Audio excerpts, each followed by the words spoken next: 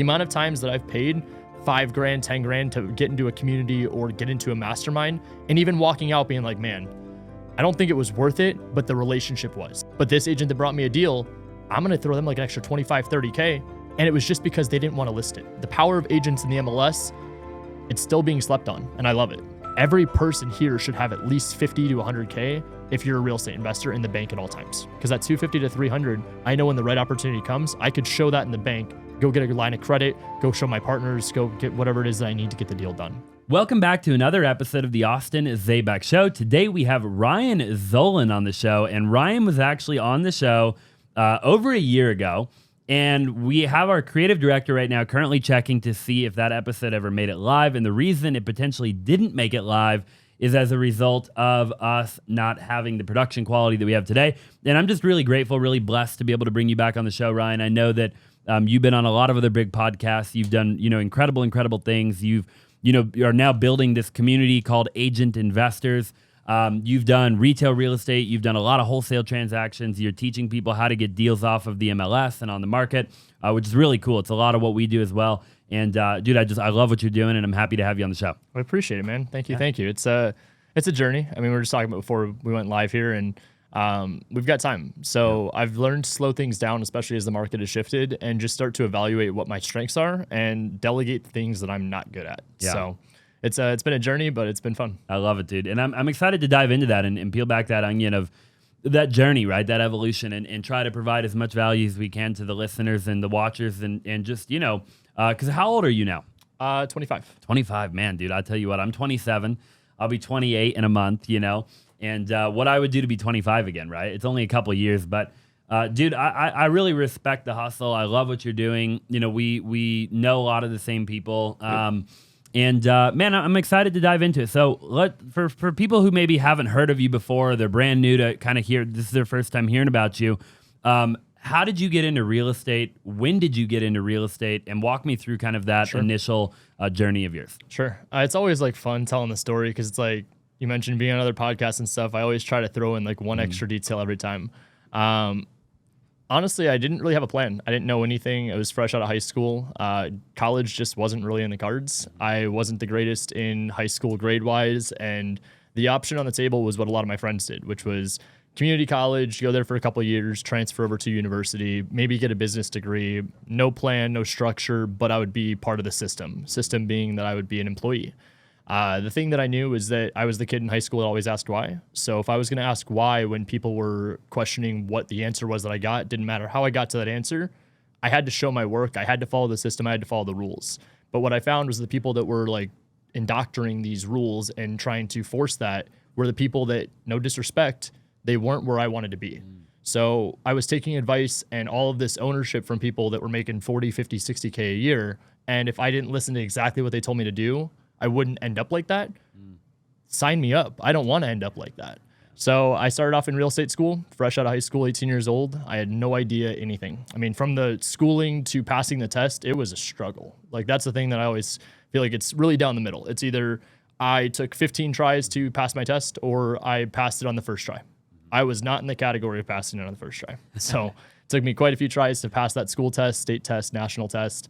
But I was committed, just was going to show up every day. And once I passed all the tests and I had that license, I knew I didn't have the skill set. So I went and I worked on a team. Started on a team as an ISA, inside sales agent, just making calls 10, 12 hours a day, setting up appointments for the agents to go out there and do their thing. Yeah. Closed a handful of transactions, and I was like, screw this. Like, this is not what it's about. Made like $900, but I at least got a skill set. So kind of like the Spark version summary of it all was that I started on a team, ended up getting a skill set, went to a mentor, became business partners, grew a team to 22, 23 agents. I was 19 years old. It was miserable, and then ended up on the investment side after that. I love it, dude. So, I love it. I'm excited. There's so many different things that I want to jump into and peel back there. And I want to jump over to the investment side in a little while. But before we do, I feel like, because I got into real estate when I was 18, right? And what was like your childhood like? Like what? Because you made this big kind of bold move, I feel like, right? Where, if somebody's watching, maybe they're 17 or 18 years old. I've got some people on my team who are young. Making these kind of big decisions. Maybe your family doesn't support you or whatever. Like, did you have any opposition when making that decision? Yeah, so there was a lot of doubt from teachers and advisors, counselors in high school. There was doubt from friends like, you're going to go sell houses? And I was like, I think so. Like, I don't know. I mean, why not? My mom was very, very big on college. She didn't go. And so I think where a lot of parents come from, it's the root of understanding. You have to know their perspective is that even while you may not agree with their opinion, it's typically because they just don't want you to be in the same situation that they're in. So as long as the intent is good, which it was with my family, I can tell them no and understand. So I think that Gary Vee touches on this a lot, where if your parents or whoever it is that they have control of your situation, if they're going to tell you their opinion and say, you have to go do this, you have to go to college, do this job, whatever, if you're under their roof, you have two choices. Option one is you say yes and you agree and you listen to their rules. You have a little bit of an easier situation because they're probably covering most of the overhead that you have. Option two is you tell them no. You step away from that and you go and do the exact opposite. The downfall is that there's risk. But at this point, if it's what you believe in, go for it. So I was pretty torn in a household-wise growing up. My family basically moved us out here from Illinois to start up their own company. So the benefit to that is that my dad and mom created a restaurant repair and HVAC company from nothing. I mean, they went and created, literally went $80K in credit card debt, bet on themselves, no connections or anything out here in Arizona. But they saw a possibility of a future better than what they had in Illinois. Wow. So it was opportunity they saw for me to be able to grow and build. But going with that was that I had the entrepreneurial background in my family. I saw different conversations at the dinner table. I mean, unfortunately, I saw a family get taken apart too, where the business cost the marriage for my parents. So I saw the personal pros and cons. I saw the business pros and cons. So everything from a young age, and I think this is what sparked the questions of asking why all the time, was that it was very entrepreneurial. It was always a problem-solving mentality. I was always the guy that was in high school kind of leading the way for my friends, being like, this is what we're going to do. Here's how we're going to plan it out. Here's my thoughts. What do you guys think? I was always that guy leading from the front. So I think it helped me a lot building up confidence. And then being in like a couple of business classes and stuff in high school gave me perspective. But it was very conflicting. I mean, there was a lot of times where you're like, I go to college, it's safe, it's this. And then there's options where you're like, jump with no parachute. So I went the route of jumping with no parachute just because my alternative, full transparency, was to go be a journalist. It was to be a sports journalist, hopefully covering the Chicago Bears. I realized at a young age, one, you don't make a lot of money fresh out of high school doing that. And two, you don't get to pick the team you cover. You start off in high school, make your way collegiate. If you're lucky enough, you make it pro, but then you're wherever you get stationed. Yeah, I'd rather go and be able to have that voice, but as an entrepreneur and make something for myself. And so it took me, I mean, year 7 now, but finally started connecting some pieces and starting to get that momentum going. Yeah, gain the momentum. I love it, man. Yeah, and I love the journey of that, right? Your journey is actually like very similar to my journey in a way, you know, where I got in at like 18, 19-ish. Got my license in 2014. I'm 27 now, so whatever that math is. But I was in wholesaling just a little bit prior, so I just flip-flopped a little bit. But anyways, it's a cool journey, and I'm excited to kind of dive into that. And kind of the evolution from you building this like team at 19 years old, right? You said you had 22 or 23 agents on your team, which is actually a lot of agents. Like in the world of retail real estate, like we have 45 technically now with including the executive staff on just the retail side, and it can be a real challenge, you know. You know, and obviously now we have multiple different kind of things that we do, but. If I was just building the retail team, I think I'd hate my life too. It was rough. I realized that most people get into real estate for freedom and flexibility. And as a realtor, you show houses on nights and weekends. Right. So there really is no freedom and flexibility at all at being the realtor. None. So people get into it for the wrong reason, I think, right? Sure. On the retail side especially. I mean, I look at realtors every day and I'm like, what were you thinking? Like, you know, why in the world did you think that? Like, I can't even wrap my brain around how you thought that you weren't going to have to like make calls and you weren't going to have to like, what did you think this was? They watch a few TV shows, episodes, social media, and they think I'm going to go be a realtor. And yeah, I'm going to do it like the Oppenheim group, or I'm going to do it like Josh Altman, or, you know, it's like, okay, yeah, if 20 years from now, maybe you can do that. Maybe if you're in the right market and all the stars align and that's it. The whole thing, you work your, you know what off, then maybe you can sell a $10 million home one day. And it's definitely not going to be as glamorous as it looks on TV, right? Absolutely. So here you are, you become an agent, you become an ISA. How is it being an ISA? You know, it's funny because I like the way I mentioned it to begin was kind of like a negative connotation around it. And it's not bad. It was great because I got experience. So I think that was the biggest learning lesson, was that I went from being the 18-year-old that had no idea how real estate worked to I got rid of a limiting belief that most people have that holds them back from even starting, which was making calls. Yeah, forever. Yeah. Hey, real quick, I just want you to do me a huge favor. If you're enjoying the show and you're enjoying all the amazing guests that we've been having on lately, then do me a massive favor and smash the like button. Drop a comment down below and subscribe if you have not already. I would greatly appreciate it. It would mean the world to me, and we will be able to bring on a lot more big names if you help us out. Now let's get back to the show. I was just kind of thrown to the wolves. I mean, it was like, I don't know, eat what you kill. So I was like, all right, sounds good. Let's go after this. And so I was just hitting the phones. It was a shitty experience in the culture side because I was told to wear dress clothes every day. I was put in the back corner by the bathroom with a partition up and headset on, and team leads are listening to my calls all day long. I felt like there was no trust and my ceiling was capped. So whatever I wanted to do, I had to get permission, or it was going to be a no, or I had to transition what my job title was on the team to this, but then I lost potential to make multiple streams of income. Right. So I saw all this stuff going down. I just was like, why would people join a team? And in the moment it was hard, but afterwards what I was able to take away from it was a skill set in generating leads. I knew how to generate leads. I knew how to follow up with them, how to nurture them, what the conversations look like. And so I took that skill set to a guy that was already doing real estate at a high level. And I said, hey, I will bring the ability to generate leads for you. I will work these all day long, and I will give you 50% of every deal. But I want nothing from what you are already doing. Everything you're doing, keep it going. And that was value. So I was able to bring an extra, our first year being mentor-mentee, we were the number 3 team at the brokerage. Dang. So we made over 6 figures in commission, which split up between 2 of us wasn't that much, but it was enough to, in where total volume at 18, 19 years old, I had no idea what the hell I was doing. I was just making a bunch of money selling houses, not even knowing what the process was, but I was learning. And so I was in the middle of learning. I was also growing and making money, that after I had brought him value for a year and we were the top team, I was able to say, okay, how about we become partners and we create a team together? And so it gave me that like kind of credibility to have an older partner that has the more experience, and I'm the 19-year-old. But then at that point, what I didn't like was the management. I didn't like that I had agents that were like, well, on the weekends, I want to go camping. I've got this time with my family, this time, which is variables. That's what I call it. It's okay, but it was different seasons of life. I'm 19 and I'm putting in 60, 70, 80-hour weeks where I'm first in, last out every day. And I'm talking Saturday and Sunday. Why can't you sacrifice one day? Why can't you show up and put in the same amount of effort, even Monday, Tuesday, Wednesday, Thursday, or Friday? Forget the weekends. Why couldn't you do the same? And so I got burned out being a realtor. We went and we did traditional real estate, commercial real estate. We did business broker transactions. We were doing a lot of commercial leases. We had a little bit of like fix and flip department going, but it wasn't anything special. But I was doing a lot at 19. I just felt like my wheels were spinning, but nothing was coming. So, I mean, my best year was like 130K, but 130K for 60 to 80 hours a week. Yeah.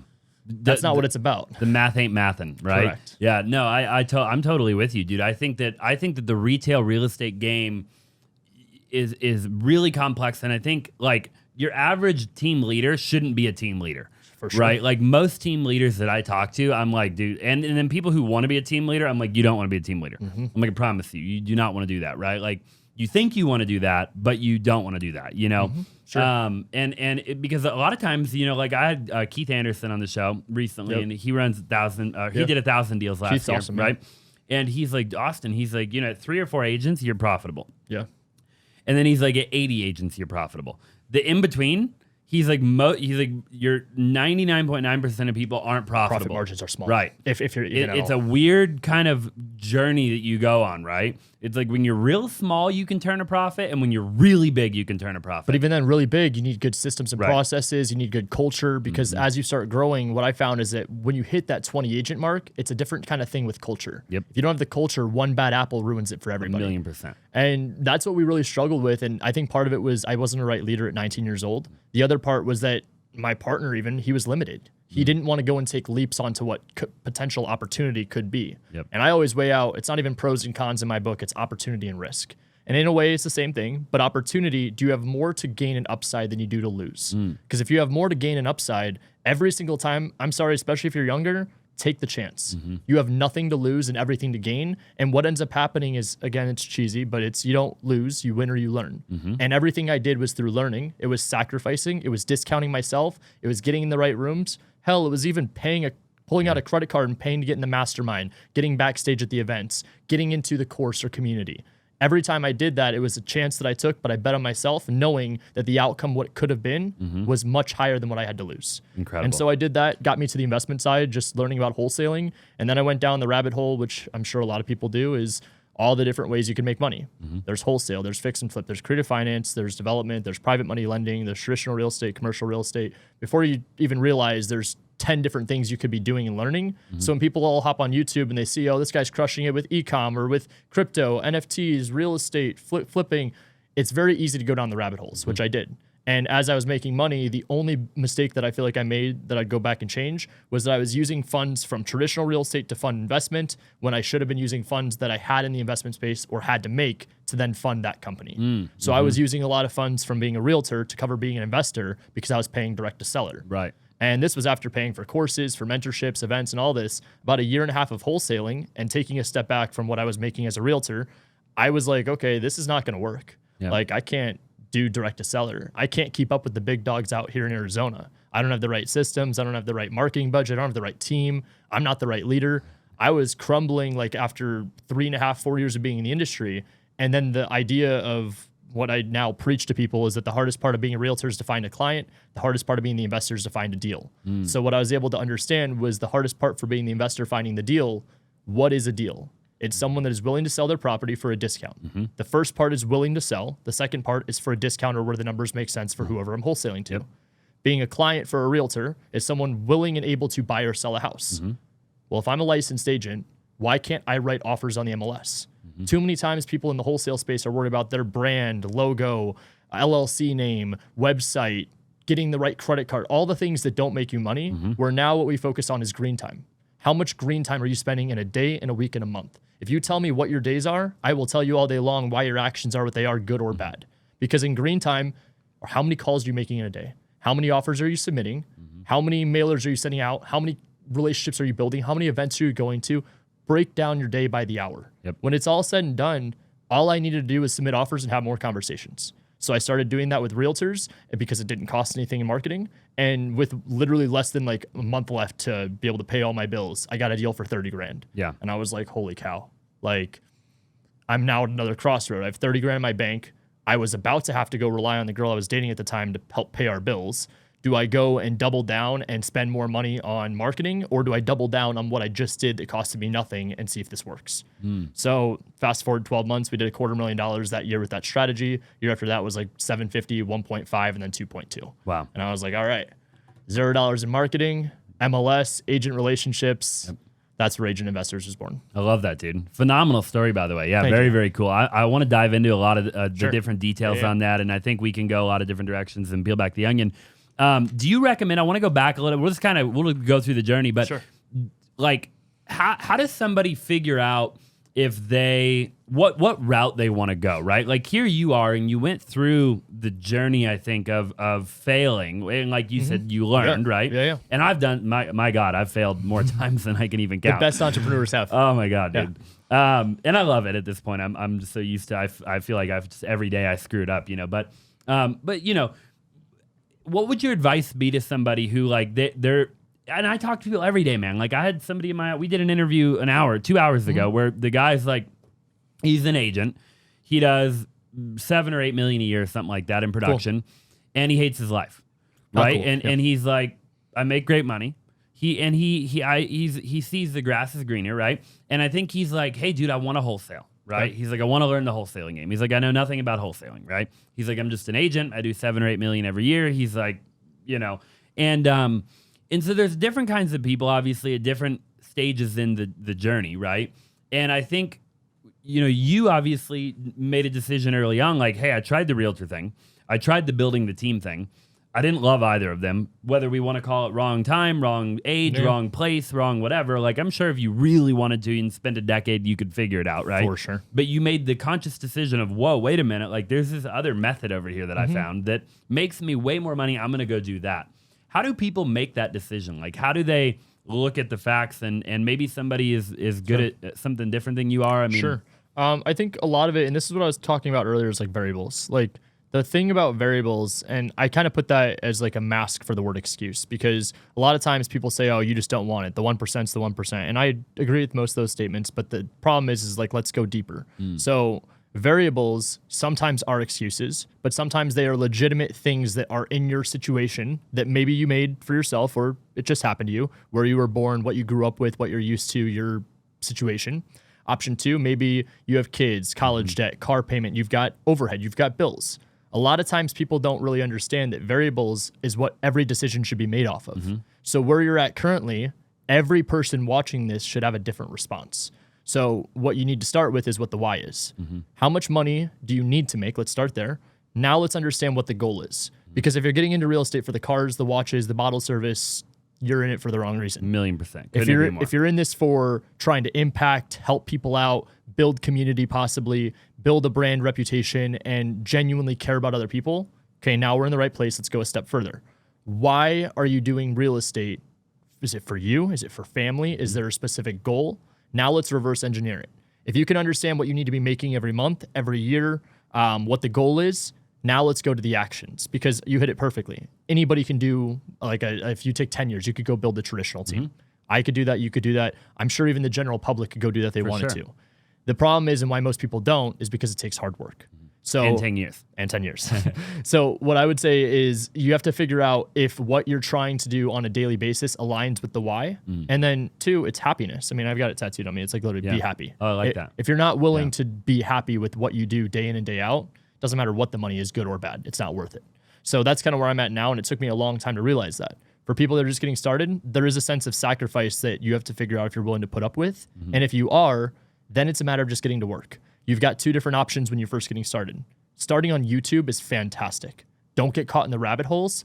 Find someone that's currently doing what it is that you're trying to accomplish and get in the room with that person. Now, at that point, that could be working on their team, working for damn near free or for an extreme discount, 10, 15, 20, maybe 30% if you're lucky.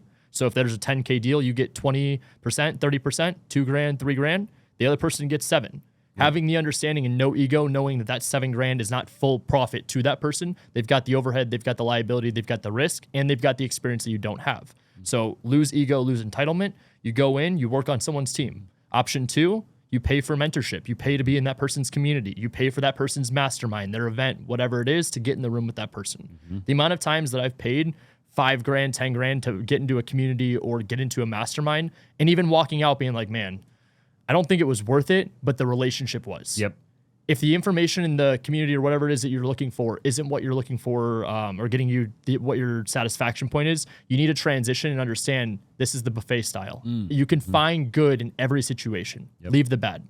The good is the relationships, because that's what makes me millions of dollars every year. I don't do half the volume that you do, and I make a really good living off of just relationships and doing smaller quantity of deals, but really high quality. There's so many different business models, and it goes back to finding who it is that's doing what you want. So if you're trying to build a big community of agents and all that, I would say if you're trying to go brokerage route, you're probably one of the best out there right now for it. If you're trying to learn how to work the investment side, work with MLS Deals and working with agents and build community, I think I'm really good at that. If you're trying to work with developments, and right now we have a lot of like athlete relationships and money that we're raising capital for, that kind of stuff, I'm not the best at it, but I went and found the best, and I have a skill set of what the relationships were, brought those to the table, and now we're able to insert ourselves into bigger deals. So it takes time. Forgiving yourself and being patient is huge, but understanding that the people around you is going to be the biggest piece. So I don't know where people are at in the crossroads, but I would say best information to start is joining someone's team or paying for mentorship. If you're in the route where you just need free resources, YouTube's your best friend. I love that. Yeah. And I couldn't agree more, by the way. I think everybody, I still will pay to get in a room. Absolutely. Like to this day, I have no ego, right? Like we just ran into Brandon Simmons right before this started. And I yesterday sent me a link, and it's about learning how to build community and help some things out. Tom Kroll's teaching, and it was $500. And I'm like, yeah, here's a credit card. We paid Brandon to come in and teach our team some stuff, right? Love it. And you know, like, dude, I have no problem. Like dude, I'll pull out. I'm the first guy to pull out my credit card. Like, I've done several thousand deals. I mean, like I'm like the first guy, dude. Like, if you sit down in front of me and you've done more than me, I'm like, how much do I got to pay you to learn from you? Like, and I don't know why people can't wrap their brain around that. Like, it's ego clouds the judgment or something. I think it's like the dopamine. Like you get off on good information, but you can't justify it being good information until you've closed the deal and you see the money back in your account. So for a lot of people spending that $1,000, $5,000, $10,000, I understand that's a lot of money. Where I think that people need to just learn to take the risk is that sometimes those investments I've made, I didn't have the money in my bank to be going and doing that either. But what I did was I put it on a credit card, 0% interest, make the payments that I can, be able to make sure obviously it's not hurting your credit, but get in that room. The investment paid off every single time. 1,000,000%. Every time. And I could tell you with full confidence, I'm probably close to like 200, 250K deep in education, personal development. Everything that I've invested in, I would never go back and change any of it. Yeah, I love that. Like it's perspective. And getting in those rooms, being able to get something out of it, information, I'm happy with it. Yep, I love that, dude.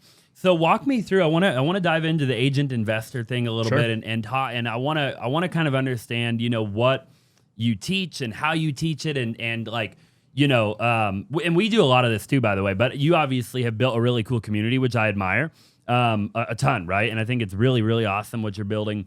So yeah, walk me through. When you talk to somebody, do you tell them like, hey, go become an agent first, and then I'm going to teach you how, like, walk me through the process of that. Yeah, great question. So agent investors was, are saying it's kind of like cheesy, but it's designed for agents, made for investors. So similar to how I say like the hardest part of being a realtor is to find a client, hardest part of being investors is to find a deal.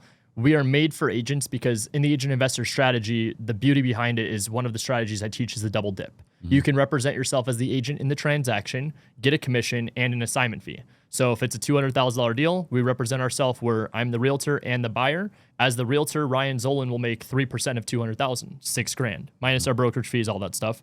But then if we assign that deal for 10,000, me as the buyer with my LLC makes a $10,000 deal. So rather than it being just a $10,000 assignment, we turn a $10,000 payday to a $16,000 payday just by being licensed. So for those that are licensed agents, getting the commission on deals, we make over 6 figures a year just as a realtor, and I don't show houses. I'm not a realtor, but I make really good money in commission just through this strategy. So agents, best thing in the world. This is an amazing strategy. Investors, let's get money in your bank account before we start just taking money out to go and invest into all these different things. Whether it's a different mentorship or getting a real estate license, it's a form of education. The only difference is that the real estate license is a tool on the tool belt. You don't need that tool to get started, especially if you have other realtors in your sphere, or if you could even just go and get a deal as the investor working with an agent. So I teach people that are not licensed, don't worry about it yet. Let's talk about that after we've done a couple deals. So what I really want to do, and my goal with agent investors, it's actually kind of, I think, a little bit different, and this might make me a really good salesperson, might not. I push people away because I'm not the best fit for everyone. Like I just said a minute ago about developments. I'm working on developments and private money lending. I am not confident in that. I'm not the best guy in that, but I have the best relationships in that. So I tell people in our community, if you sign up for agent investors and you ask me a question I don't know, I will tell you I don't know because I'm confident that I can get you an answer in an hour with the relationships I have. That's one. Two, if you come to me and say, I want to learn fix and flip, I'm going to tell you don't even bother. I've got other friends that teach fix and flip with their communities, or they might even be able to take you to different projects depending on what market you're in. You could pay them, but I'm not a part of that. I don't need any affiliate money. I don't want to be even a part of that at all because what you're looking for, I can't help you with.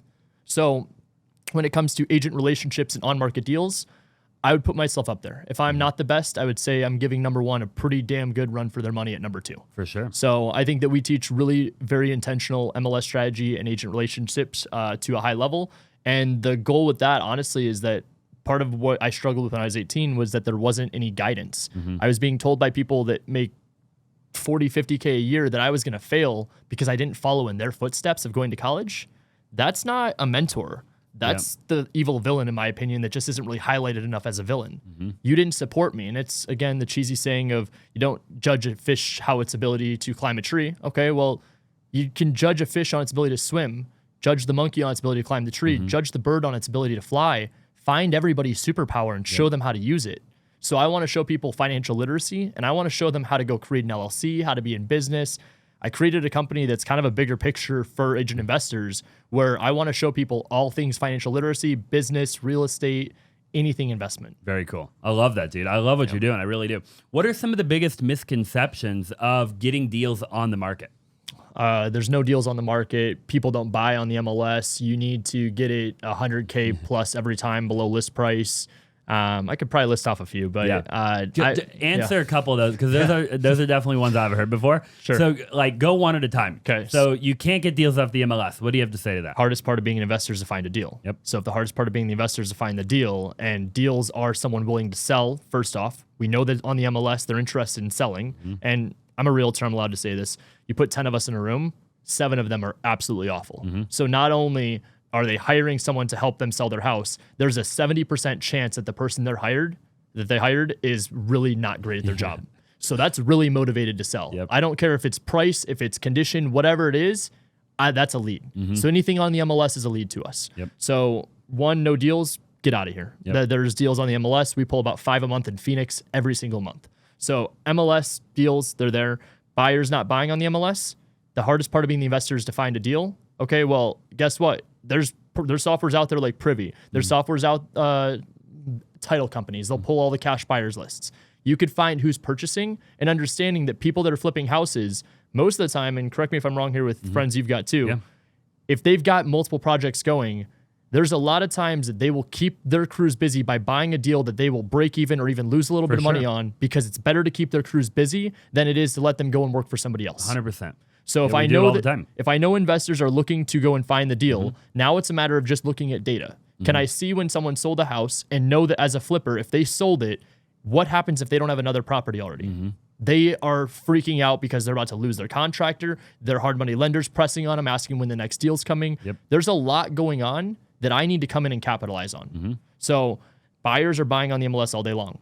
As for where I get this, the list price, how far off, the only thing I'll say in this current market is I can't get something at the list price. We are in a different market than we were 6, 7, 8 months ago, where I could have gotten a property under contract and sold it for $50K higher without even thinking about it. Because you were the first guy to get it. Correct. Right. Now, it sucks. I mean, those that are wholesaling that go after day one on market, they're getting it a little too high. The properties that are sitting that just aren't moving, we've got to come in and we just have to make the numbers make sense. So similar to storytelling here, I just explain everything. I'm very transparent. Here's how much it costs in renovation. Here's how much I'm going to make in profit. You know, I'm not a charity. I've got to make money here. Here's how much that it's going to cost me to sell it with commission, with closing costs, with holding costs, everything. When you break it down, the numbers are what they are. And I think Brent Daniels says this amazing. He's an amazing dude. What he says is that we are deal finders, not creators. Okay? The only way you could create a deal is through creative finance. So at that point, if price is the only thing that's holding up a deal, if you don't know creative finance, we don't do it either. We have people that are in the community that we know that we'll go and we'll tap into and say, hey, we've got this deal. Price is the issue. Really quick, if you're a real estate agent in the state of Arizona and you're looking to join a phenomenal team, then I would love to have a conversation with you. If you're looking for an incredible culture, you're looking for lead generation, you're looking for transaction coordination, then I would love to have a conversation and see if you would be a great fit for our team, okay? So again, if you're an agent in the state of Arizona, make sure you text the number 480-418-5339, the word agent, okay? Again, 480-418-5339, the word agent. Now let's go ahead and get back to the show. They want they'll give us terms. I don't know how to structure it. Take it. They'll split it with us 50-50 and we're happy. So during like the market shift, we did a lot of creative finance deals where we were splitting $2,500 to $5,000, but we made it, you know, take the singles. So I love that. yeah, there's a lot of limiting beliefs, but the beauty of it, and this is where I make my biggest argument, direct to seller, are you going to call 10 people and get 10 deals? No. No, absolutely not. Are you going to spend a lot of money on those 10 leads? Probably. And now when you're talking profit margins, I remember people were all flexing 20% profit margins like that was great. That's good in normal business. In a cyclical industry like real estate, 20% goes poof, and now you're, oh, well, I only lost 10K on this deal. I only lost 20K on this one. I thought you were doing great direct to seller. I thought you were doing great JVing as many deals as you were. The key to this business and anything for small business is staying in business. So that's what we do. We ran 2 years ago at 93% profit margin. Last year was at 76%. My goal this year is to get it back above 80. And I think if you're not running a wholesaling operation or real estate operation above a 50% margin, it doesn't make something's sense. wrong, Correct. right? Like 50% has to be the baseline bottom line that you're willing to accept, you know? And I think that even us running a big operation, like we are always striving for above a 50% margin, and we hit it, right? And otherwise we wouldn't run a big operation, you know? Like we have 70 people on our team right now, and we're going to continue to grow only if Sure. we can stay above a 50% margin, right? So I agree 1,000,000%. What would you say to the people that talk about like disclosure, right? They're like, oh yeah, but if I'm an agent and I'm wholesaling and there's like this disclosure thing and my broker and my this and my that and the Department of Real Estate and oh my God, like what do you have to say about all that? I don't know if there's anybody that's been more under a microscope with the Department of Real Estate than me.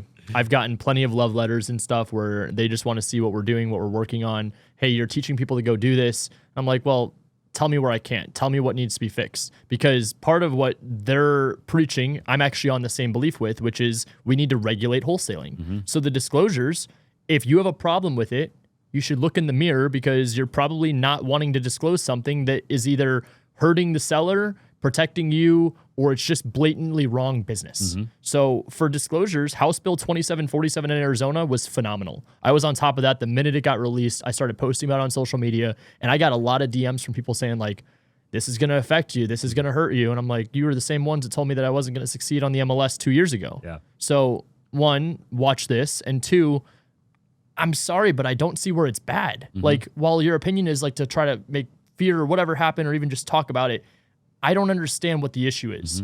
If I'm not on the phone with them telling them, hey, part of my exit strategy is wholesaling, again, knowing that for a realtor, the hardest part of them is finding a client, what's the second hardest part of being a realtor? Aside from just staying in business, it's to get the deals closed. It's I hope to God my buyer doesn't purchase a car in the middle of the transaction. Right. I hope this seller doesn't do whatever that blows up the deal. I hope they just sign. We all know not to count our chickens till they're hatched in real estate. Well, guess what? When you're under contract, not that it's better to ask for forgiveness than permission, but if you did your due diligence and told them about your processes, the conversation of going to them and saying, hey, remember how I told you I wholesale? Yeah, this deal, after going through my inspection, after going through and walking with our designer, our contractor, to be honest with you, I can't purchase this and make money. However, I could still close on it. I have a buyer over here. The next question they have is, do I still get paid? And what happens with our first contract? Okay, so the first thing they care about is how they get paid. $1 million every time. So as a realtor, okay, great. No, you're still compensated. Seller's still going to pay your commission. In fact, because I'm making this assignment fee, I actually don't even mind throwing you an extra $1,000, $500, whatever it is. Now, the second piece, which is, okay, is the contract the same? Everything is the same. Do me a favor, and this is one of my favorite lines. Do me a favor, when you get to the closing table, just make sure with your seller, you're going to see debit and credit. You're going to see assignment fee. Just make sure that my buyer is the one paying that assignment fee. I want to make sure your seller's not the one doing that. Yep. This is all just common courtesy, but why do you think agents freak out and don't have the seller sign? It's when the title company that you thought was your partner didn't disclose something, or they over disclose something, and then the seller and the agent get to the closing table and they're reading line by line and they see assignment fee $20K and they're like, time out, what is this? What does this mean? When they see that, they freak out. It's the fear of the unknown, and even worse, something that you're not expecting. So when realtors that maybe haven't had the most experience, or they're in that 70% category, show up to a closing table and the seller asks them a question that they don't know about, the agents get embarrassed. So if you can understand that they're embarrassed, that's where most people's fear and like disbelief of this process comes in. It's because they don't know. And that's completely fine. I'm okay with it. I try to go the extra mile with communication with our processes, because if they're comfortable, it's as simple as this. How many times with a seller, direct to seller, are you going to do more than one deal? Probably less than 5% of the time, if you can even name one. Right? So the odds of you doing more than one deal direct to seller are slim to none. Working with an agent, how many times do they have an investment department on their team? Do they have other investor clients that could be buyers that you could wholesale deals to as well? How many times do you work with a realtor and this agent could bring you more than one deal in a year? Because I'll tell you right now, our database, 25 realtors will bring us at least 2 deals this year. That is 50 transactions that costed me $0 other than just using my cell phone, picking up the phone, calling and texting them. How are you doing? That's it. We have a deal that's closing, what's today, Thursday? It's closing tomorrow. $160K deal. It was brought to me by an agent, 7.5 months of following up and building the relationship with them. But after 7 months, they bring me a $160K deal. That one deal, that one relationship, there were plenty of times I did not want to deal with this agent. But this agent that brought me a deal, I'm going to throw them like an extra 25, 30K. And it was just because they didn't want to list it. You don't know until you build the relationship, but the agents, the power of agents in the MLS, it's still being slept on. And I love it. I love it too. And I think it's going to continue to be slept on. And I don't know why. Right. Like, and I hope that this thing goes viral and maybe people will be like, oh my God, but, and I love it, because, and I love Brent Daniels and I love Jameel and I love everybody. Right. and they're all incredible. They've all been on the podcast, you know, and they all and all of that works. It all works. Direct seller works. Creative finance works. Pace Morby's deal works. Jamil's thing, Astro flipping, co-wholesaling, it all works, right? sure. You can do anything you want. I think it's just a matter of like, I think a lot of people, they need to focus on one thing. That's it. And that's the thing that I see is broken more often than not, is everybody's trying to do everything. It's ego. Right. Yeah. And it's like, just do master one thing. And what I love about like agent investors is that it's a thing that people can just dive deep into this one thing. A question that comes to my mind is like, you know, obviously, like we do a lot of agent online or on market stuff in Arizona. Sure. To be totally honest with you, I don't do really anything nationwide when it comes to agents and on the market, right? Sure. We do nationwide when it comes to direct to seller. We do nationwide when it comes to suppliers and other wholesalers. We do nationwide when it comes to all that, right? So you've obviously built this kind of agent investors community, which, by the way, how many members are you at We now? just passed 400. It's awesome, bro. Congratulations. Thank you. So 400 people, I can't imagine they're all in Arizona. No, we're across the country. I love that.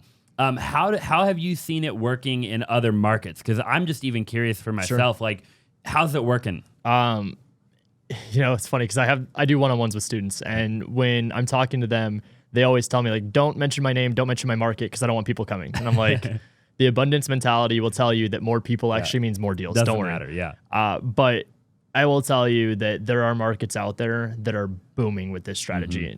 Indianapolis, I'm sorry. But like Indianapolis is one that you could pick up a property right now, buy and hold investors. It is phenomenal. Yeah. Like you could pick up a property. There's one that was listed at $75K, $850 a month in rent. Wow. We got him down to $50K. And I was like, okay, well, the return on it's like 14, 15%. Like that's just stupid. People would be sweeping Why would I that. not buy that? Exactly. And so there's markets where our strategy with a slight twist, so maybe it's not the double dip, but it's doubling down on buy and hold investors. They pay a little bit higher than fix and flippers, but you pull 5 to 10 deals a month off of that, 5K rips. Okay, well, now you're talking 25K to 50K in assignment fees just off of small single like hits here. Now you start looking at like California. I've got a student out in the San Fran area, the Bay Area. He has done almost 300K year to date. We are in first week of April. Yep. So 300K in the first 4 months.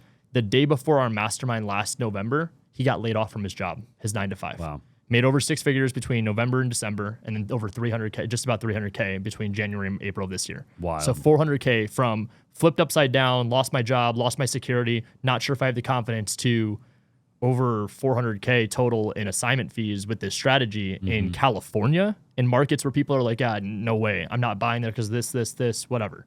Yep. We've got people performing at just levels that are even more than what I'm doing. I mean, that guy, he's done more than I've done this year so far.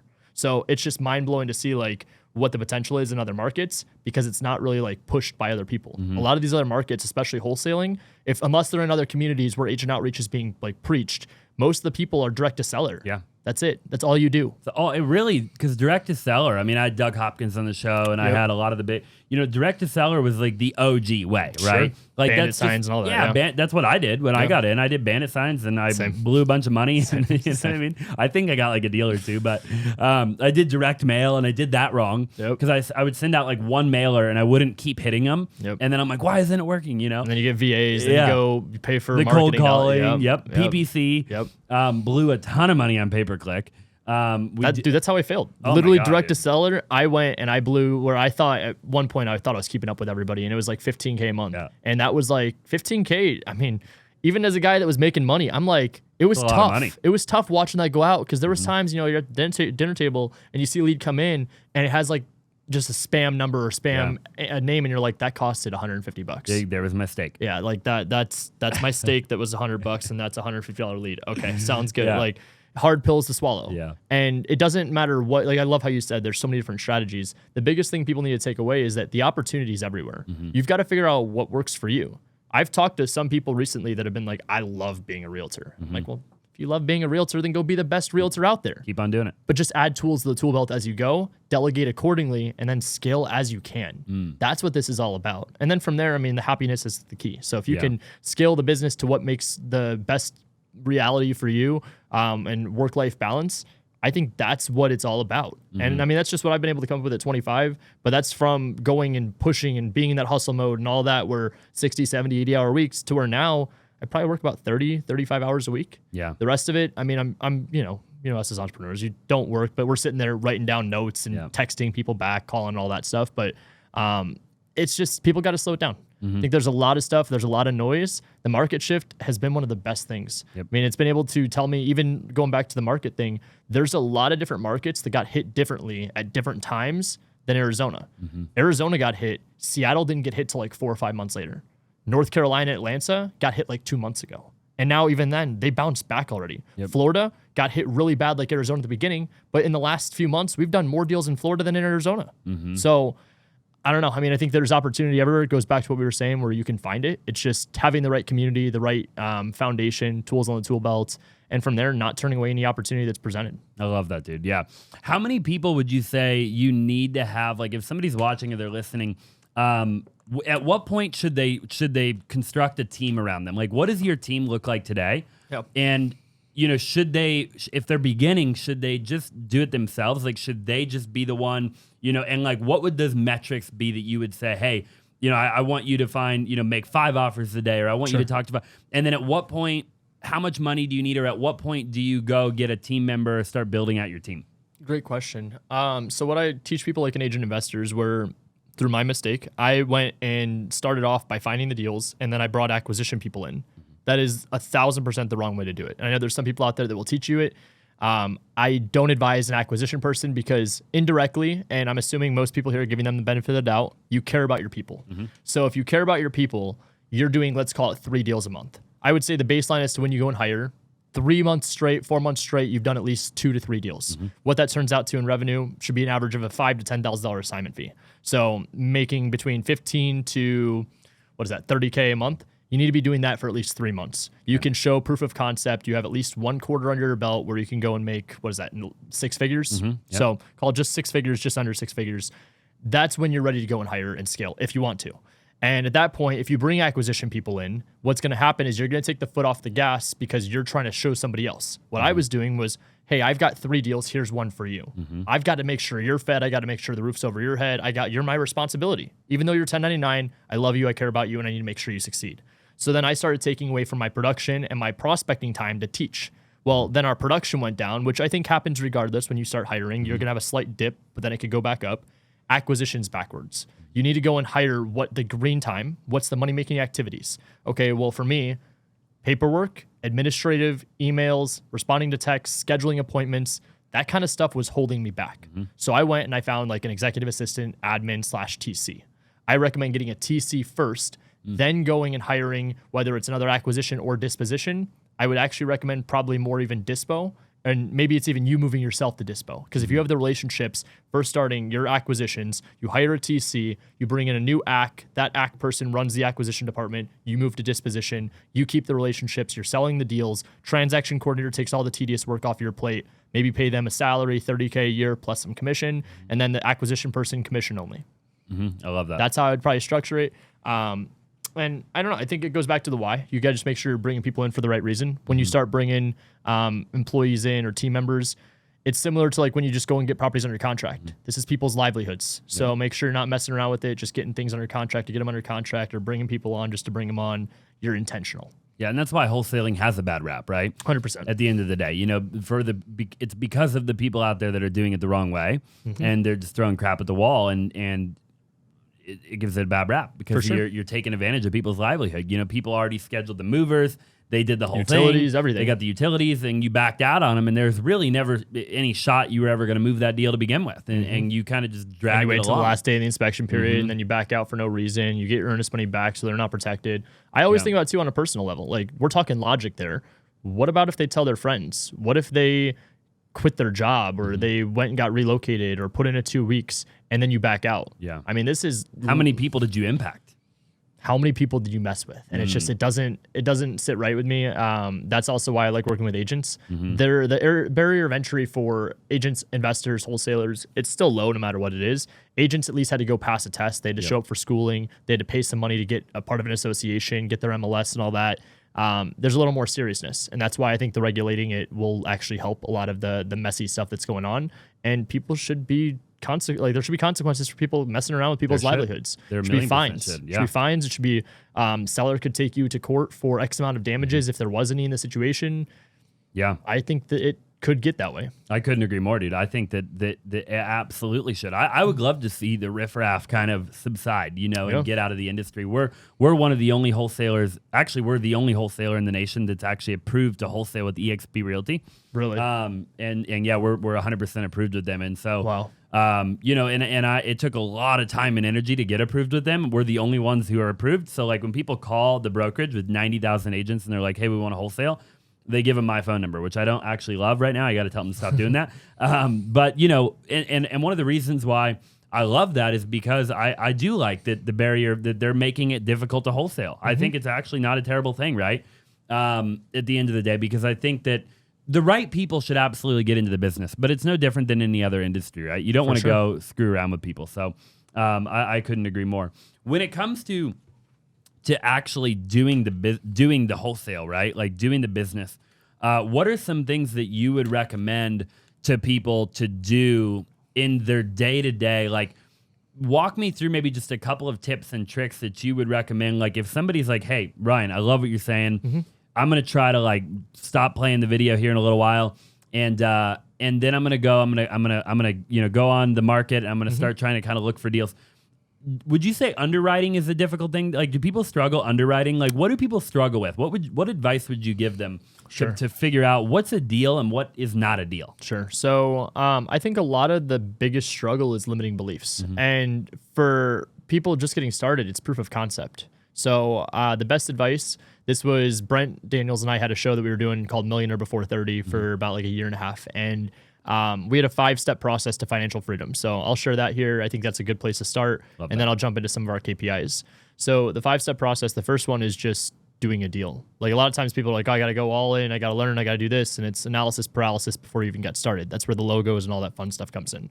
So the proof of concept piece is huge because once you have belief, whether you didn't believe in yourself or a spouse, family member, friend, whoever was doubting you didn't believe in you, once you can prove it and say, I did it, their opinion doesn't matter anymore. You believe in yourself. The second piece, which I think is important to talk about, is going full-time. When you go full-time, you at least have proof of concept, but you understand that you can do this, and if you put in more time, it should equate to more deals. So going full-time is number 2. Number 3, we're going to kill the debt.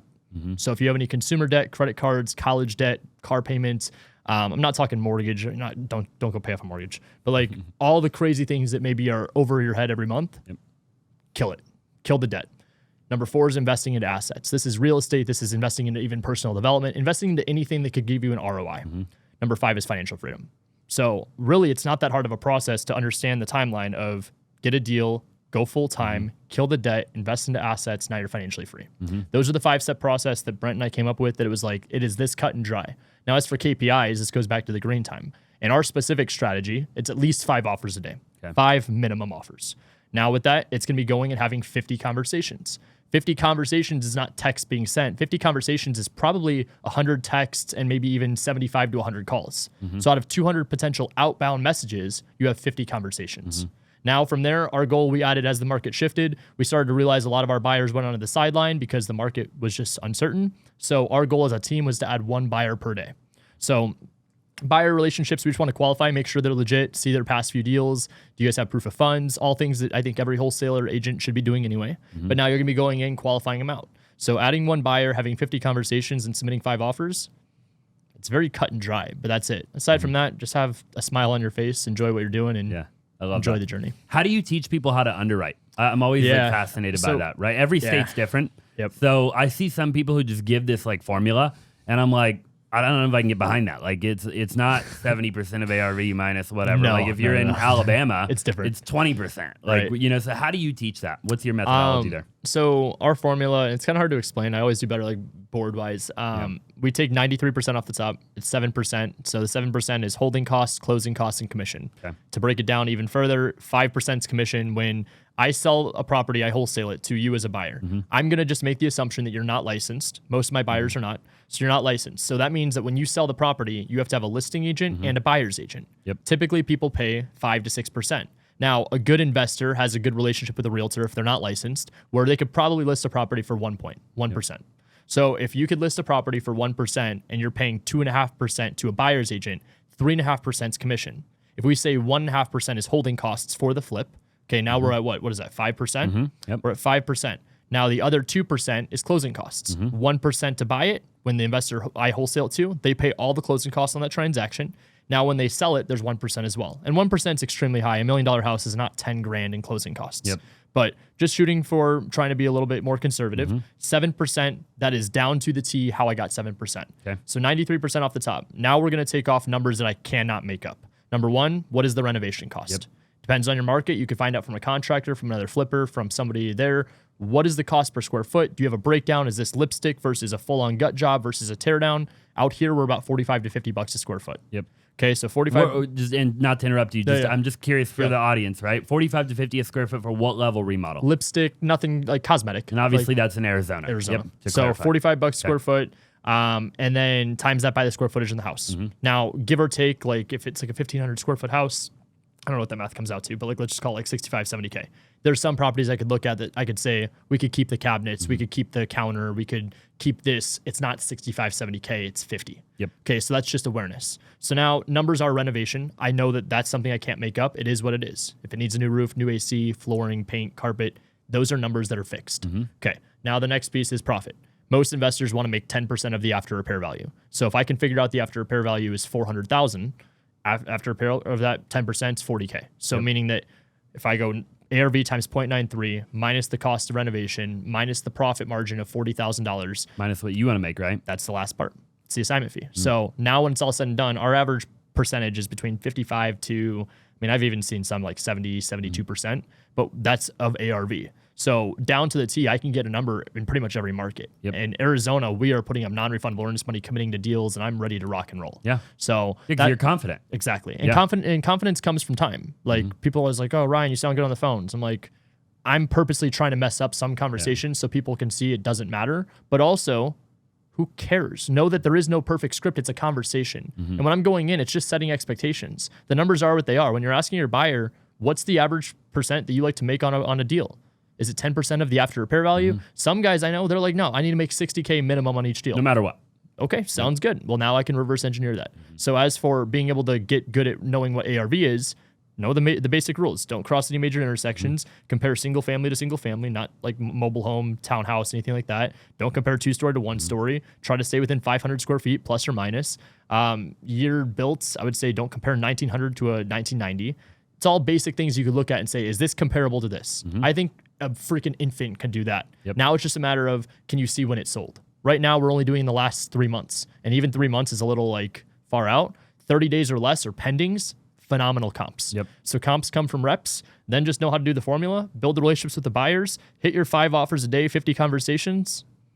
It's literally a math game. That's it. Yeah. And I suck at math. I mean, for the longest time, I only knew 3% being a realtor. But like, I barely passed high school, and now I just know when I look at a deal, I underwrite in 30 seconds to a minute, and I'm like, yes or no. This is my number I'll commit to.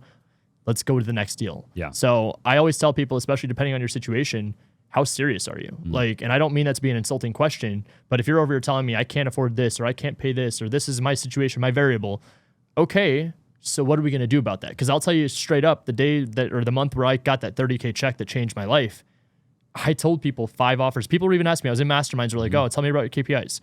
I was telling people it was 5 offers a day, 50 conversations, not even one buyer at the time, just 50 combos and 5 offers, as I was going home and writing 15 offers and having 150 conversations.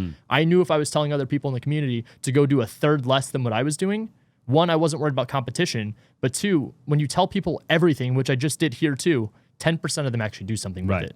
So if I told my competition to go do a third less than what I was doing, and I was just in this go, go, go, 1 deal came from 3 times as much effort, meaning that this market being cyclical, if it's going to take 3 times as much effort to get 1 deal, those that are doing 3 times as much less than me, there's a reason there's a gap forming. Yep. So now my team, that's our goal as a whole, is 15 offers. I've got 3 acquisition guys, 5, 5, 5. Okay, 15 offers total per team. Our goal is still the same that it was in the moment where I was crunch time. And we now have a CRM that's submitting between 50 to 75 LOIs per day for us. And our team's going in and basically just going through trying to see what the responses are. Is this something we can negotiate, pass off to creative finance, fix and flip, buy and hold? What's the best strategy here? I love that. You talk a lot about passing things off, right? And I really love that. And I think for people watching and listening, like,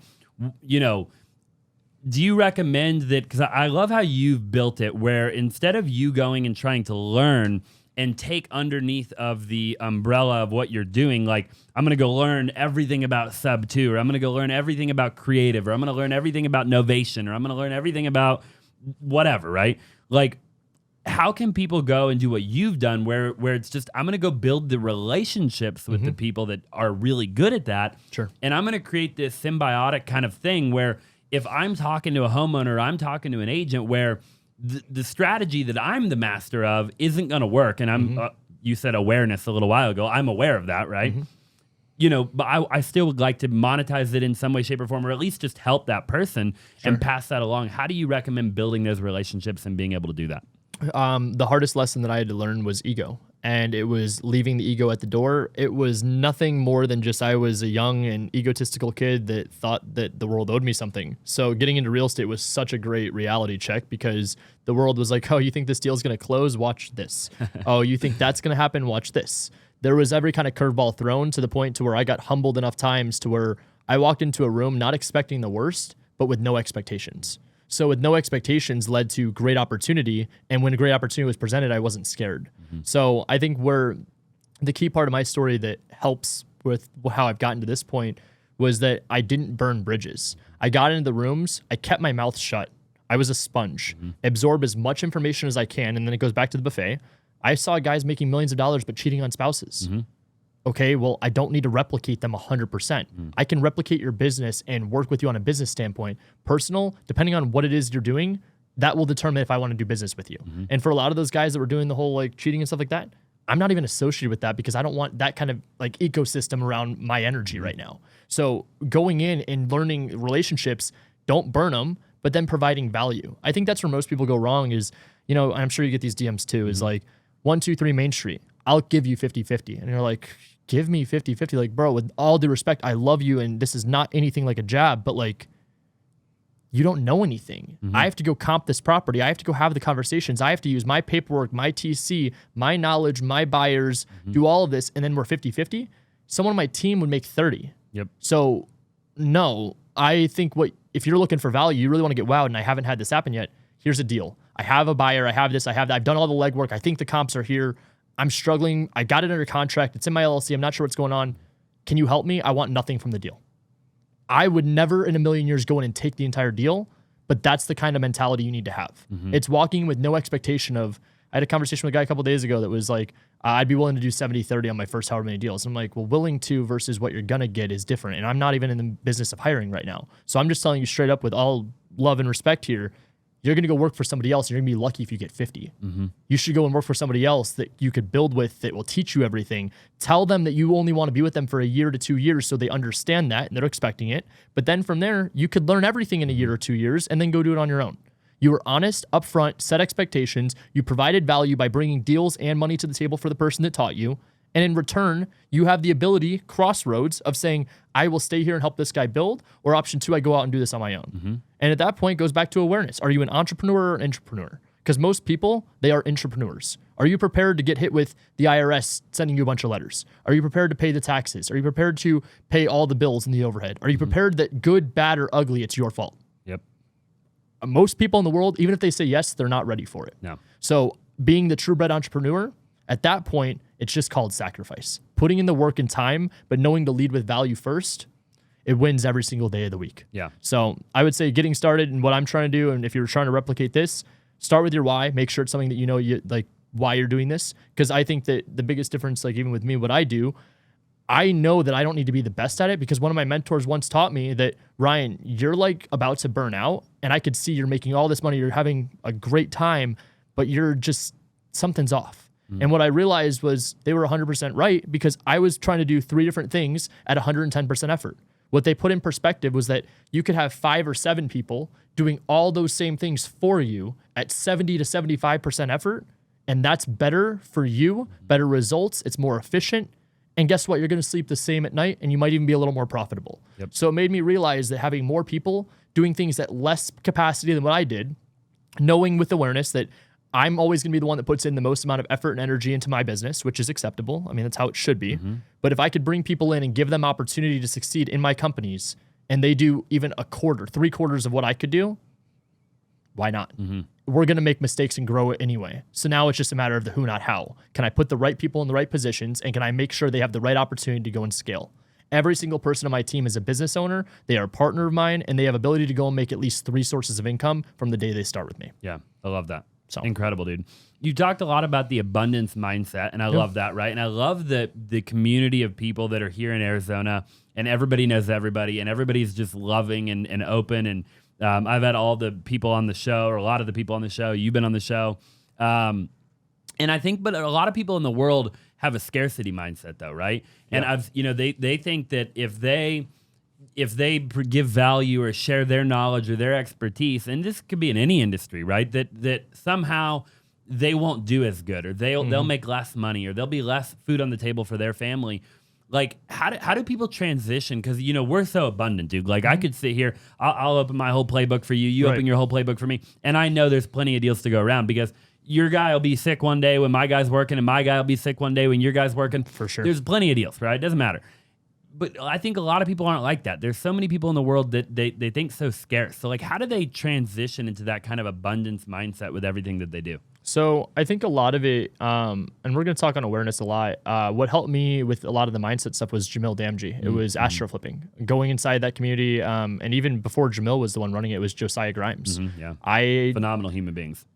Just so much love and appreciation for them. Like, I am the first guy, the minute I get up on stages, podcasts, I will name drop them to the day I die, because I can't explain the wholesaling process without it have been the foundation of astro flipping. So what they taught with mindset and abundance and appreciation, it was perspective I needed at a young age. And I was also in a really difficult part of my life where mindset and personal development was a really difficult thing. And as I started learning, I was like, oh my gosh, this guy could go and do this. Or it wasn't even comparison or fear. It was like a mix of both in like the worst way possible.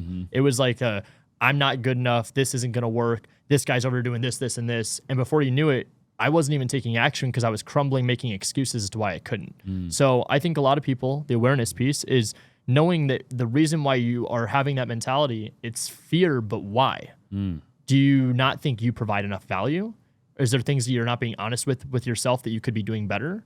Do you think that other person just genuinely is better than you? Like, let's figure out what it is, because I promise there's a lot of times you and I could go to the same door.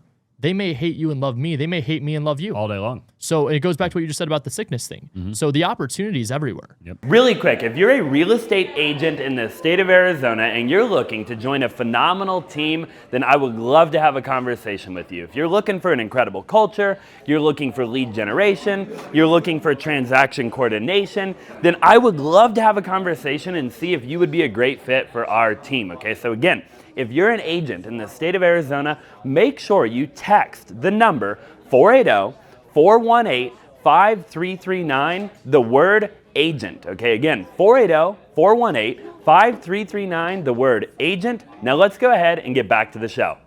What I also said a little bit ago is that you could give away your entire playbook and 10% of the people do anything with it. So that was one of my hardest struggles when I started teaching and educating, was realizing I care so much about my people, but I almost care more about their success than they do.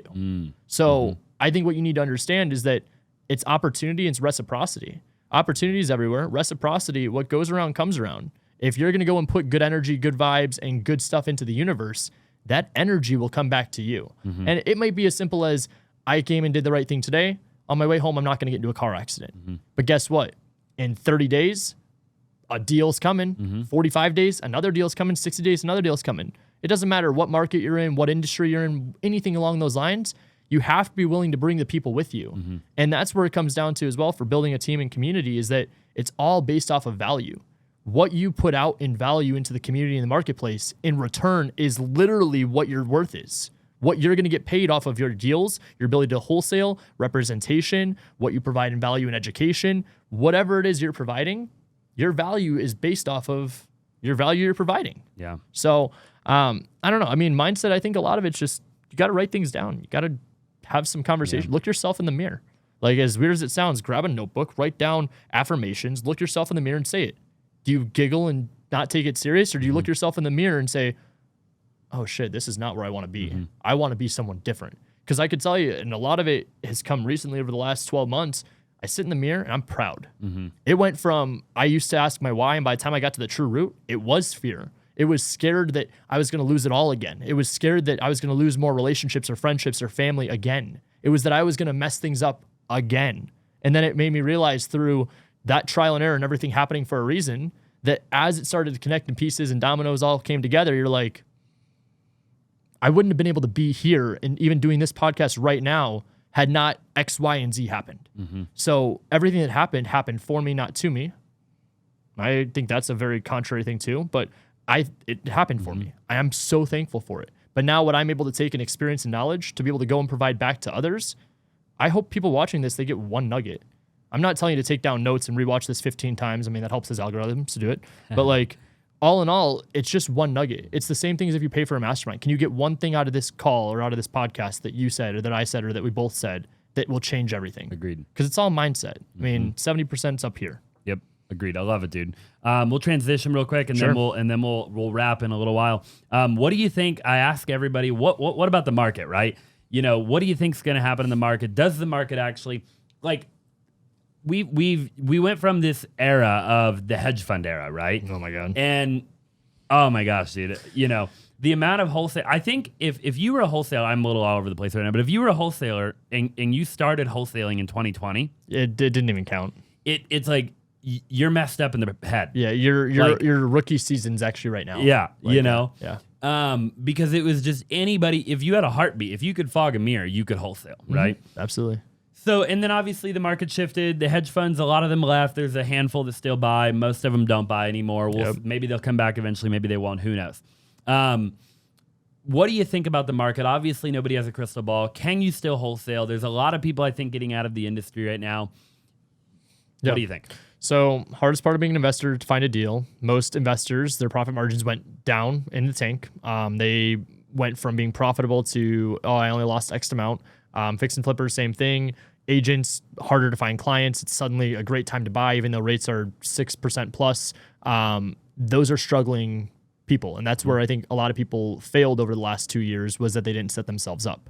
So whether they were a one-trick pony and only had one skill set and that trick went away or it got smaller margins, or you just didn't diversify and set yourself up with enough investments to cover a shift like this, I think that's where majority of the public lied. So now we're seeing a lot of people kind of transition out of real estate and we're seeing the ones that can survive and weather this. I think that wholesaling is recession proof. So you buy lower, sell lower. It's that simple. We went from average between commission and assignment fee on a deal being $50K, between $35 to $50K per deal, to now I just told you $2,500 to $5,000. Some deals we don't even get commission because we have to waive it to be able to get it competing against other people. So $2,500 to $5,000. We also went from our metric being a goal of 50 deals a month to now 10. 10 deals a month is where my team and we make very good money with our strategy. No overhead or marketing costs, anything like that. So I think that as for the market, it's tough. I look at the data, I read the Cromford report and stuff like that, and everything's pointing in the wrong direction. All that said, I think that some of the smartest people I've looked up to and I'm mentored by that were part of the 08, I call it boom because it crashed, but then the ones that bought the investments back or bought at the bottom of the market, the boom for them was just holding their property. And every single person I've talked to that made it through 08 successfully, they all said that this is like a tease. This is it's coming back. This is there's demand. There's supply and demand 101. There's lack of supply and the demand is high. Rates are going slightly a little bit better. Great. What I look at is at the big scale and it's economically. It's as a world as opposed to just our country. Our country has a little bit of lag time. And like we mentioned, I think that there's going to be different markets that are affected differently at different times. But as for a whole, I do think it's going to get worse. I don't like making predictions, and I always make the joke about the crystal ball. But all that said, I do think we're going in the wrong direction, and I think that's good. And I think that to a lot of people are going to hear that and be like, Ryan, that doesn't make sense. The good in the market going down is that, like Warren Buffett says, this is where most millionaires are made. It's actually in a down market. Robert Kiyosaki preaches this all day long too. The market goes down, that's when the opportunity's there. So right now it's important to sharpen the tools, have the right tools on the tool belt, and more importantly, let's have some freaking cash. Because if you can be bankable or have reserves ready to go, That's when the right opportunity comes. This 160K deal, I'm not getting hard money. I'm using my own capital. I'm turning around. I'm purchasing it. I'm doing, I'm doing a double close. We're taking it down. We're going to hold it and then turn around and sell it the next day. Wow. So I'm doing all this the right way, but it's opportunity that I had to where I didn't want to worry about double close and fees. I didn't want to worry about any kind of hard money payments or anything like that. So I'm just taking it down with cash that I have. Every person here should have at least 50 to 100K if you're a real estate investor in the bank at all times. And so I don't know exactly what that number is that makes you like sleep at night or comfortable. For me, I kind of found it's like 250 to 300 in the bank minimum. The rest of it needs to be deployed out into real estate investments, have an opportunity, because that 250 to 300, I know when the right opportunity comes, I could show that in the bank, go get a line of credit, go show my partners, go get whatever it is that I need to get the deal done. Yeah, I love that. Yeah, that's awesome, dude. Are you working actively on buying investment properties, and what is your long-term plan with owning, property, and what are you kind of looking for? Sure. Yeah, so I've got a few rentals right now, all in the East Valley in Phoenix. So just bought those as the market. We were flipping and stuff. I was like, well, might as well keep one in here and there. And I mean, at the moment, I was like, it was struggling because I saw the flip profit and I was like, well, we could turn around and make 50, 60. And instead, I'm like, nah, I'll keep it. And so great decision now looking back at it. Got a good amount of equity in those deals. But I want bigger and better. And just to be fully transparent, there's a lot of times people ask me that question and I'm like, I don't know. I know that I will rather own real estate than I tried the NFT and the crypto game, and it's too volatile for me. I think that there's a lot of money in it, and I was fortunate to come out where I still lost money, but it wasn't nearly as bad as what it could have been through my ability to go and flip NFTs. But with that, I found real estate's the most safe. It is the most advantageous with tax benefit, with the appreciation, with being able to go in and actually impact community and help people with lives. So real estate, what we're looking at with holding property is actually development. And the only reason I'm doing development is because, I just said a minute ago, I think the market's going down. I'm looking at a 3 to 5 year play minimum. So 3 to 5 years, if I can stabilize and get a return on investment that I'm looking for, whether it's creative finance or just finding the right deal. There's one, I was just out in Tennessee this last weekend looking at a couple of projects where there's one that's 16 units, it's 1.6 to buy. Each unit's 925. It's like a 10, 11 cap right now. I'm like, okay. So I was just meeting with a guy before I came here and I was like, what do we do here? This guy was out in Tennessee with. And we were like, well, we could wholesale and make probably between $750,000 to $1 million. We could hold it and cash flow about $18,000 a month. What do we do? Those are the fun conversations. That's do I want 20K a month and then I got to split some partners and it's obviously gross, or do I go and just make a quick 750, obviously cut a big check to Uncle Sam, or can I put that money into a real estate investment, replenish the bank account?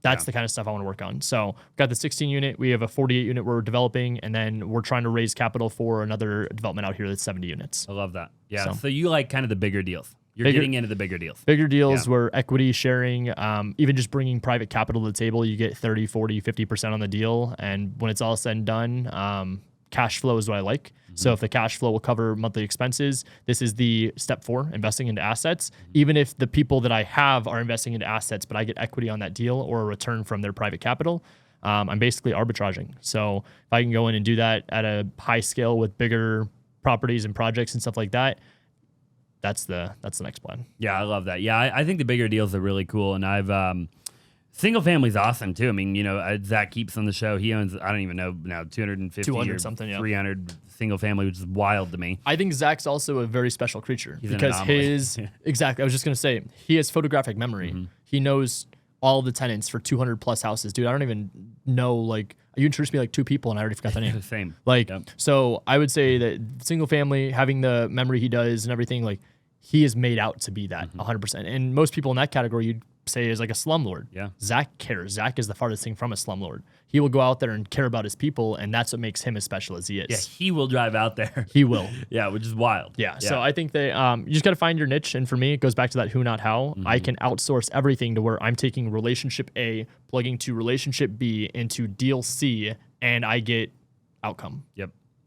Phenomenal way to look at it and to do it. I mean, I think the vast majority of people out there are going to want to live a fun lifestyle. They want to make good money. They want to travel. They want to, just live a good life, but they don't. The majority of people don't want to work 100 hours a week. No. It's just not the reality of it. Especially with COVID. COVID taught us that we don't need to be in that workplace. And I think that has a sense of entitlement with it. But it made people realize that at any given time, too, a pandemic could occur and you could lose loved ones. The world could shut down.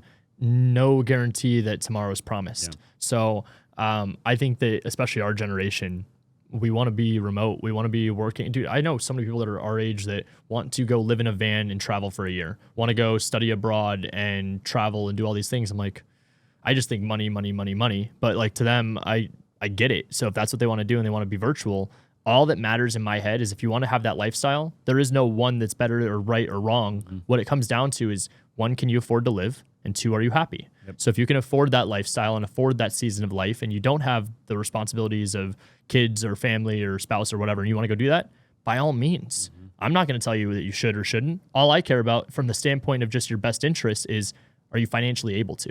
The next piece, which is even more important, is, are you happy? The happiness, the only reason I put that second is because if you can't afford the lifestyle, that's the sacrifice piece. And I'm kind of curious to see where our the next 5 years go, just because the market in general, but our generation, it becomes adults, like real adults. Like we're talking like late 20s, early 30s. What do you do? Are you going to settle down and go have family? Are you going to try to just live this fun lifestyle for the rest of your life? Is this a season? What happens next? So that's kind of why I'm trying to get ahead of the curve and have opportunity and resources available to teach them the finance they need. So when someone's at that point where they don't know what to do, here's what return on investment means. Here's how you can go and put X into X and get 10% back. Here's how you could do this, this, and this. Here's how you create an LLC, business bank account, business credit, write off things legally, so on and so forth. Yeah, I love that. Yeah, all things that our generation will definitely need to learn. You know, I see too many people in our generation are just at the club all the time. And I've been there, but it's been a long time since I've been there. And I did it for a very short period of time. I'm glad that I did it because I made me realize I never wanted to do it again. And it's been a long time, you know.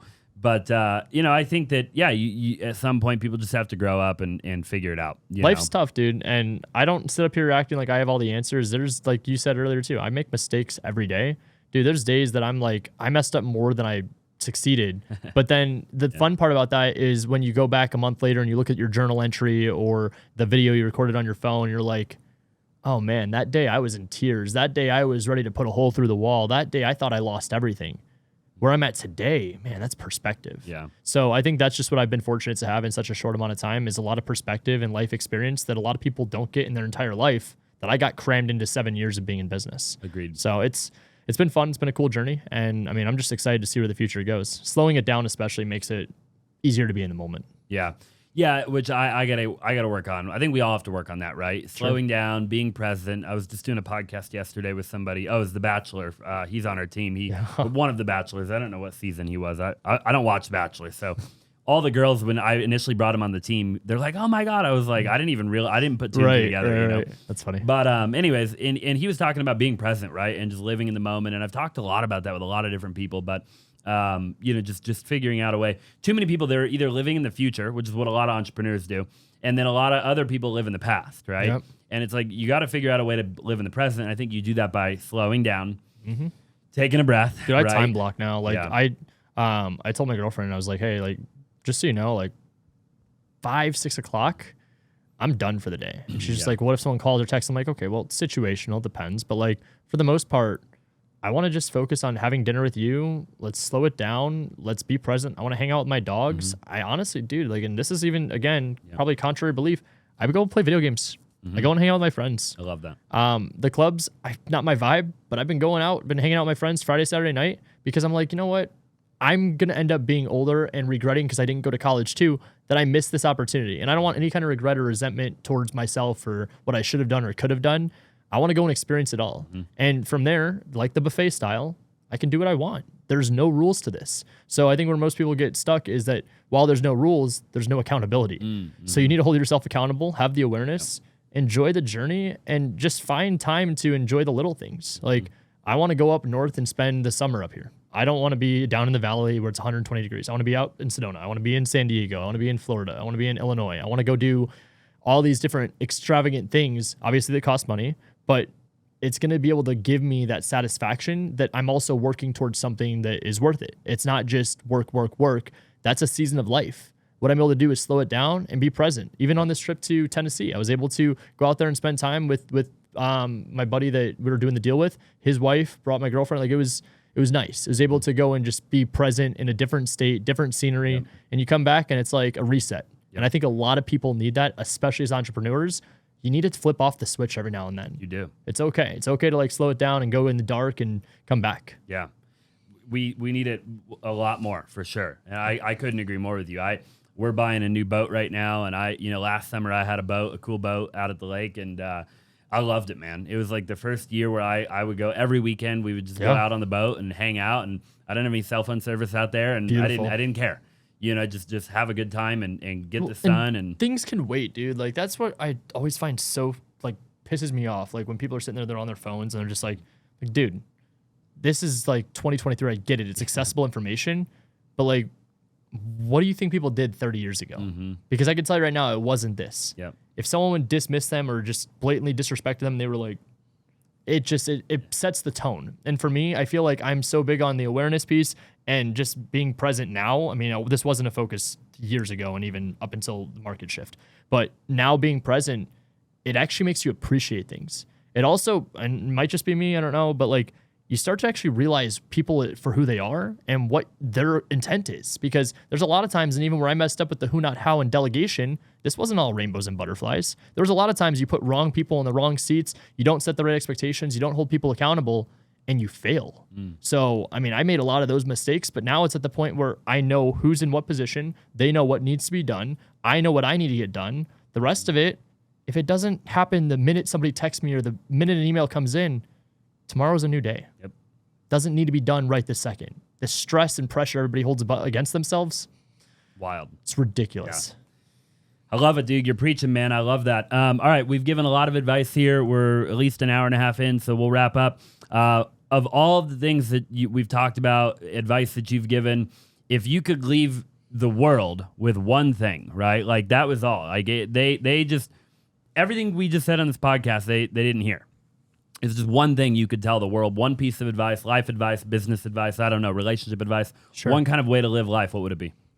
I got this tattoo at the end of last year, probably fall of last year. My great grandmother passed away in 2018 and was going through reorganizing some stuff. And I was with my mom and we were going through a bunch of cards. I had a whole like bin full of cards that she gave me. And this was from when I was like 4 years old to 20 years old when she passed. Every card, I didn't even realize it until I was going through it, was signed with "Be Happy." And so I got the best card I could find with her handwriting, brought it over to a tattoo artist, got it tattooed on my wrist. And even when I got the tattoo, they wanted me to have it facing the other way because it's how tattoos are supposed to be. I faced it towards me because this is what I look at every day.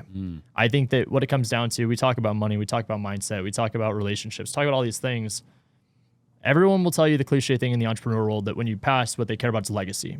Yes, I care about legacy. I care about who's there. I care more about impact, which is tied to legacy, but I care about the impact through happiness. So if I can impact the people around me, my community, my family, my friends, my spouse, myself with happiness, I don't think legacy matters. I don't think it matters how much money I made. I don't think it matters how many houses I sold, how many people I even helped for that matter. Because if I helped so many people, but it was at the cost of my happiness, as selfish as this sounds, I wouldn't do it. I'm not going to sacrifice happiness for anything at this point. So I think being happy is what it's all about. I think that what people have to do goes back to being present. Figure out what makes you happy. Where do you get that dopamine? Like, is it in playing video games? Is it in cold calling? Is it in selling houses? Is it in going and spending time with your friends, your family, spouse, your dogs?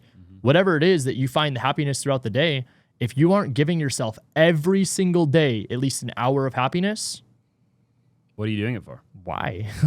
And I mean, it's as simple, even like my girlfriend, she loves food.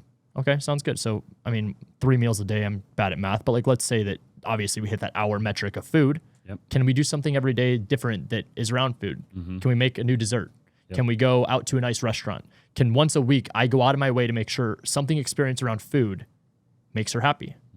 What about me? It's honestly right now playing video games, hanging out with my friends, and just building. I'm in a fun season of life where it's not about going and making $800K in a month. We've done that. My goal now is to go and make, I don't know, 50 to 100. But and the goal even from that isn't even make that. It's not active. It's passive. How do I get this to be passive income? 50K a month. Okay, 50K a month. At that point, I can go and impact more people. I can help more people. But more importantly is that it's like when you're on a plane, the oxygen mask. You put on yours before you put on somebody else's. It's not that you're being selfish or that you don't care about the other people. It's that you have to take care of home base. The minute you take care of yourself, Yeah. Now you can take care of other people. I love that. So be happy. Phenomenal way to end the podcast. Ryan, where can people find you? Social media. I'm kind of a ghost right now. I'm a little bit out of the weeds, but What if they want to join Agent Investors or whatever? Where do they find that? agentinvestors.com. Okay. I do coaching every single Wednesday night with my top tier students, and then I do one-on-ones with them on Fridays. So agentinvestors.com. Aside from that, social media, just look up my name, Ryan Zolin, YouTube, TikTok, Instagram, Facebook. Love it. You do one-on-ones with 400 people? 87. Okay. Yeah. Got it. But yeah, I do. And honestly, it goes back to the impact. Yeah. It gives me insight. It makes me a better leader. And also, too, if I can help one person a month do their very first deal, you're fulfilled. I love that, dude. Yeah. So awesome. Appreciate you being on the show again. Thanks, dog. We'll get you a third time eventually. You know, Appreciate this it. one will air, Love it. and it's going to get a lot of views. We're going to impact a lot of people. I love it, bro. I appreciate you, bro. Thank you. Okay.